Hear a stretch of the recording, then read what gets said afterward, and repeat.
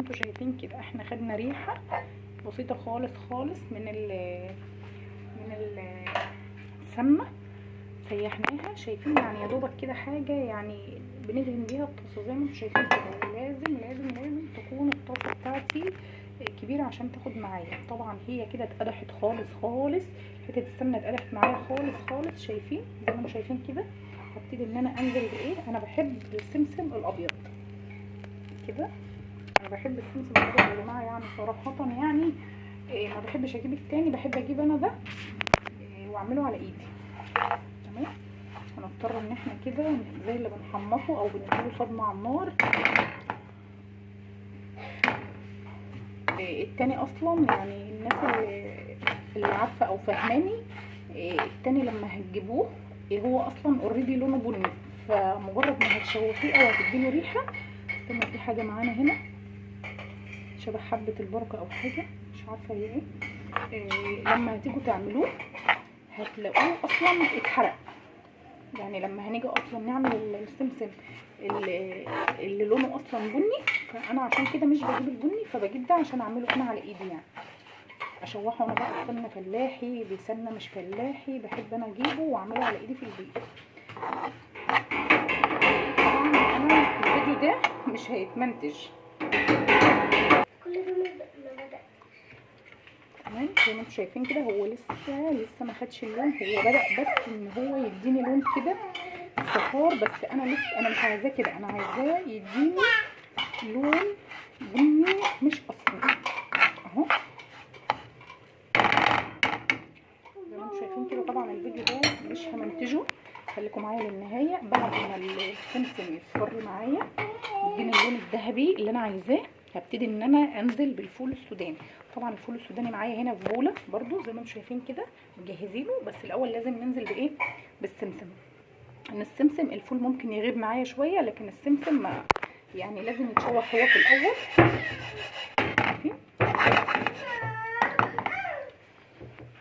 مالك عمل عمايله حواليا. طبعا الفيديو ده قديم وانا لقيته معايا فقلت ايه، انا كنت جايبه صراحه موغات من عند ماضي، فالموغات انتوا عارفين بيجي من غير الحاجات دي، فانا ما كانش عندي الحاجات دي فقلت اجيبها واعملها معاكم كده ونشرب كوبايه موغات على الرايق كده. ان الحاجات دي بتدفي جدا في الشتاء. انا طبعا لما هاجي اعمله انا هجهزه بس معاكم، بس لما هاجي اعمله لازم بقى هو عايز سمنه فلاحي يعني على ما اجيب ان شاء الله. بس قلت احمص الحاجات دي بحيث ان هي اسيبها تبرد لبكره قبل ما اشيلها اهو. وبدا اهو زي ما انتم شايفين كده. نصيحه يا جماعه برضو لوجه الله، معلومه او معلومه مش نصيحه، اللي يجيب مغات ما يجيبوش جاهز. يعني ما تروحيش تجيبي مثلا كده من العطار وتقولي له هات عبيلي من الجاهز، لا انت هاتيه اصلا اعدان وفرميه وانت واقفه، يعني هاتيه فريش وهاتيه طازه. لان انا جبته كده وجبته كده. شايفين اللون؟ بصوا بدا يديني اللون اللي هو الذهبي اصلا المطلوب. الحاجه كل ما تتحمص كويس كل ما تشربي كوبايه مغات تبقى جميله جدا جدا. احنا هنحمص قلنا او هندي لون للسمسم. بحاول افرده بس في الطاسه عشان ياخد لون كله. زي ما انتم شايفين كده هو ابتدى يديني اللون. انا مهديه طبعا النار عليه عشان ما يتحرقش. بعد ما هديله اللون هننزل عليه بايه، بالسوداني زي ما انتم شايفين كده. برده نديله صدمه على النار ونديله تشويحه بحيث ان هما يبقوا مقرمشين معايا كده في الاكل، ما احسش ان الحاجه نيه. تمام. اكيد كلكم عارفين انا بعمل كده ليه او اقصد ايه يعني من الفيديو ده. تابعونا للنهايه هتشوفوا الفيديو. انا مش بقلبه خالص، انا لما بلاقيه ابتدى ياخد لون بقلبه كده زي ما انتم شايفين، عشان برضو انا مش لاقيه المعلقه السيليكون الولا وداها فين.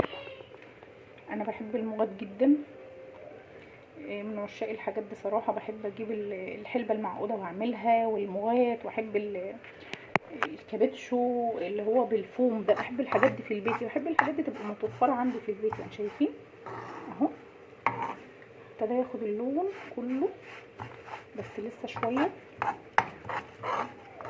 زي ما قلنا كده في الاول. بلاش اللي يجيب حاجه انا طبعا هضيفهم على بعض لان مش عايزاهم غير للمغات. لان انا لو عايزه ده الحاجه او ده للتزيين حاجه او ده لتزيين حاجه مش هجيب، قصدي يا رب مش هضيف ده على ده. مش هضيف السمسم على الفول. لكن انا جايباهم بغرض المغاد بس. عايزه تزودي بقى ممكن تحطي، في ناس ممكن تحط زبيب، بس الزبيب طبعا ما يتشوحش على النار. ممكن تحط زبيب، ممكن تحطي اي مكسرات تانية انت بتحبيها. تجيبي مثلا كاجو وتكسريه، عين جمل، فستق، الحاجات دي كلها ممكن تجيبيها وتحطيها برده كمكسرات، بتبقى جميله قوي. شايفين بدأ يدي اللون الذهبي معايا، بس لسه برده شويه. شايفين نقطه السمنه اللي احنا حطيناها في الاول خالص عملت ايه؟ هو اصلا ما بياخدش سمنه، يعني هو اصلا احنا بندهن بس بها الطاسه كده، مش عشان ما يبقاش فيه سمنه. شايفين؟ سمنه بقى عندك فلاحي، سمنه روابي، زبده صفرا، اي حاجه عندك. انتوا شايفين كده. طبعا انا قاعده بصور بايد، مش عارفه اصور اصلا فسامحوني بقى عذرا يعني.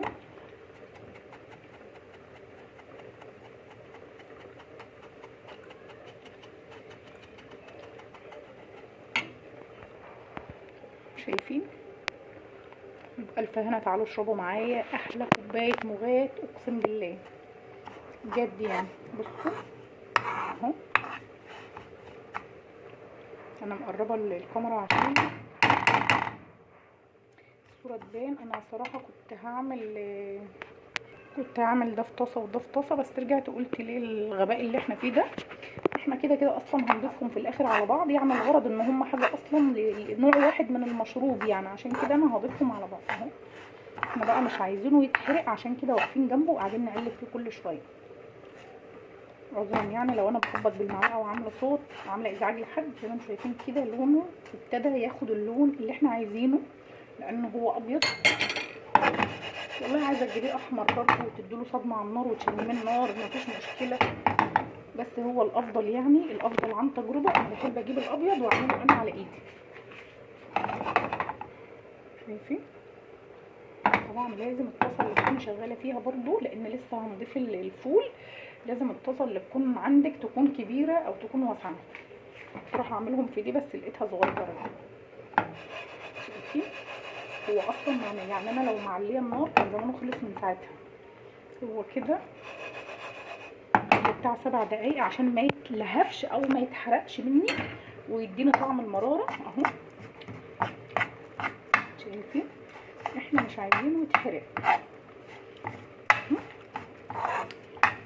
حلو. واو، احنا مش عايزينه يتحرق زي ما قلنا، احنا عايزينه يديني بس كده. شايفين اهو اهو،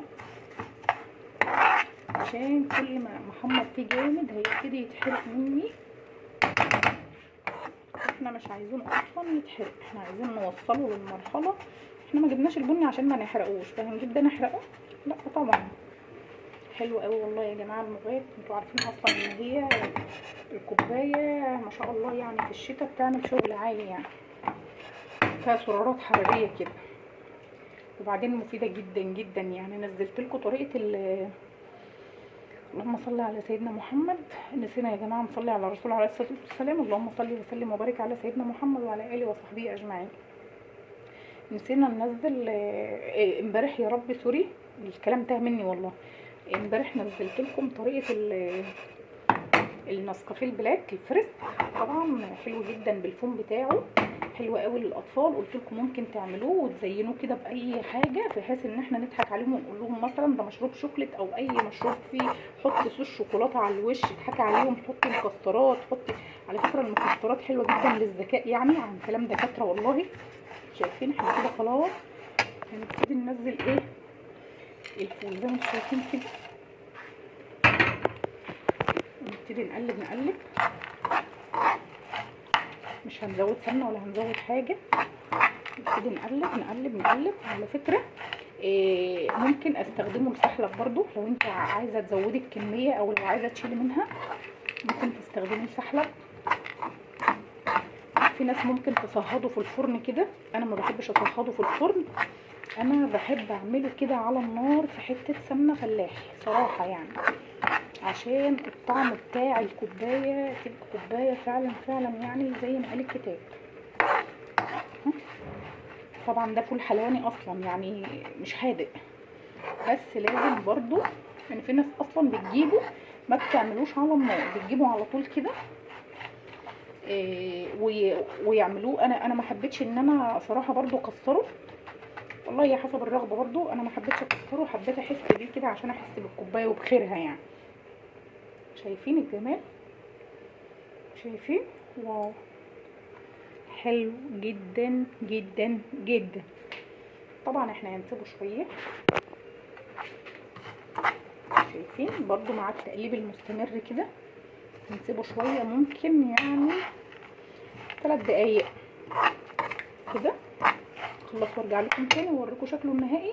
تمام، استنوني.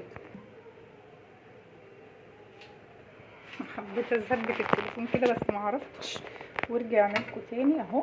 ده الشكل النهائي بتاعي. تمام اهو زي ما انتم شايفين كده قدام اللون اللي هو البني شويه، احنا مش عايزين برضو نحرقه. هندوقه معاكم واقول لكم. هو ده المطلوب بالظبط. واحده كمان. طبعا يا جماعه دلوقتي كده طلع ريحه. الفول السوداني لما شوحناه كده عمل ريحه. الاول كان السمسم ما كانش له ريحه، انما مع الفول كده ما شاء الله يعني بجد يعني ريحته رهيبه. احنا مش عايزين نحرقه، احنا عايزين ده الشكل المطلوب. طبعا في ناس عايزه تزود عن كده زودي، عايزه تزودي ان انت تتغمقي اللون براحتك. انا بحب اللون الذهبي ده، حلو قوي كده. وصلنا لمرحله حلوه جدا. ادوق واحده كمان عشان اقول لكم بالظبط. حلو جدا. لو حد ماسك لي كنت كسرت لكم وريتكم ان هي يعني نشفت، شدت كده مع النار مع التسويه شويه. لو حد عايز ينشفه شويه عن كده او يديله لون شويه عن كده مفيش مشكله. تمام، هو كده تمام تمام تمام، حلو جدا جدا جدا. طبعا احنا بنعمل ايه بقى دلوقتي؟ بنحطه بقى في البوله اهو. شايفين حتى السوداني، شايفين السودانيه بدات يعني خدت لون كده. شايفين كده حلو قوي قوي عشان برضو معانا السمسم ما يتحرقش. تمام كده حلو جدا جدا جدا. بنشيله في بوله بقى يبرد، ونرجع نشيله بقى في حاجه عندنا. بألف هنا وشفا على قلبك. اتمنى الفيديو يعجبكم. شايفين ده نهايه الفيديو بتاعي. يا رب الفيديو يكون عجبكم. شايفين اللون بقى والريحه بقى، مش قادره اقول لكم الريحه تحفه تحفه تحفه تحفه تحفه. طبعا كلنا عارفين المغات وطريقه المغات. ده المغات بتاعي. طبعا احنا هنشيل ده في بوله لحد ما يبرد لانه لسه سخن خالص. هنشيله لحد ما يبرد، مش هنغطي عليه، هنسيبه كده لحد ما يبرد. ونبتدي ان احنا بقى نشيله في المكان اللي احنا طبعا متعودين نحافظ على حاجتنا فيه. ده المغات. طبعا كلنا عارفين طريقه المغات. انا مش هقدر اعمل معاكم دلوقتي مغات لسبب، لان انا ما عنديش سمنه فلاحي ان انا اعمله، وانا ما اقدرش اشربه باي حاجه غير سمنه فلاحي. وحلاوته في السمنه الفلاح. بس احنا جهزنا الحاجه بتاعته. عايزه بقى تزودي من عندك زبيب، عايزه تحطي على الوش جوز الهند، عايزه تحطي عندك اي نوع مكسرات زي ما قلنا كده. دي حاجه حسب الرغبه. شايفين الجمال بقى؟ ده الفرق بين الحاجه الجاهزه والحاجه اللي معموله في البيت. ريحته رهيبه وحلو جدا. وشايفين مفلفل ازاي يعني؟ شايفين عامل ازاي؟ سخنه قوي قوي قوي قوي قوي. ونقطه يعني حاجه بطرف المعلقه، مش حاجه اصلا تذكر. شايفين مش حاجه تذكر اللي احنا حطيناها من السمنه، يعني حاجه يا دوبك كده. شايفين حتى الطاسه عامله ازاي؟ كانها اصلا مغسوله اهو، كانها مغسوله مش فيها اي حاجه اهي.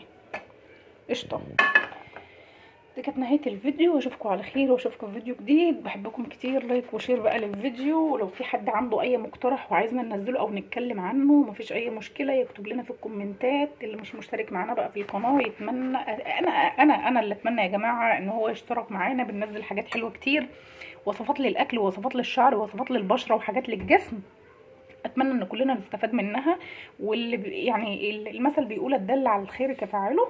بحبكم في الله وبحبكم كتير، واشوفكم على خير واشوفكم في فيديو جديد ان شاء الله. مع السلامه.